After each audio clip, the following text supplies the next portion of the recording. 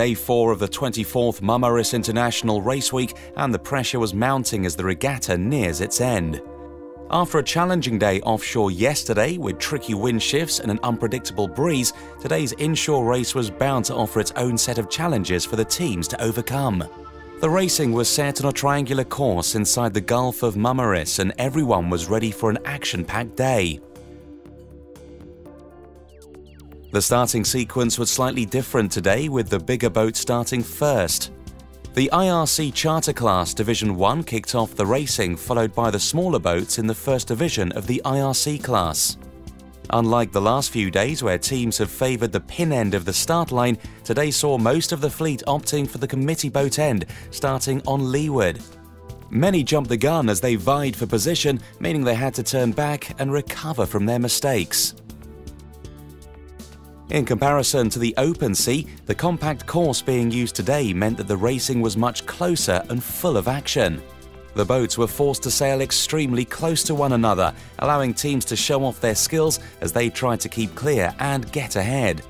It's these sorts of conditions that make sailing such a great spectator sport, with onlookers watching as the crews battle it out to make those all-important gains on the course.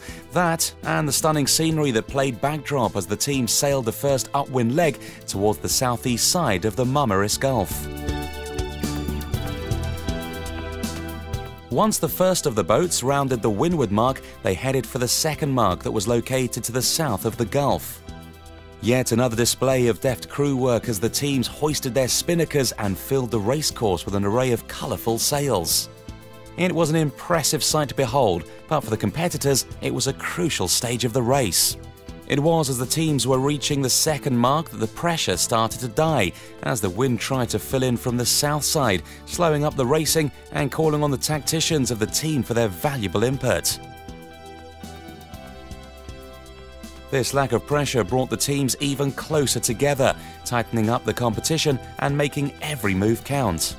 A big wind shift to the right saw a flurry of action as numerous sail changes were made in the fleet, adding to the physical demands of the race and requiring lots of hard work from the crews.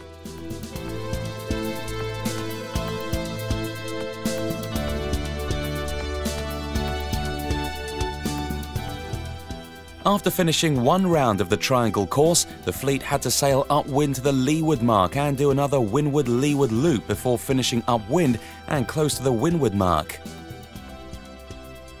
Boreas Afar 40 led the pack throughout most of the race, followed by the Melges 32 Uka Uka, who has done well to feature amongst the top performers in most of the races so far.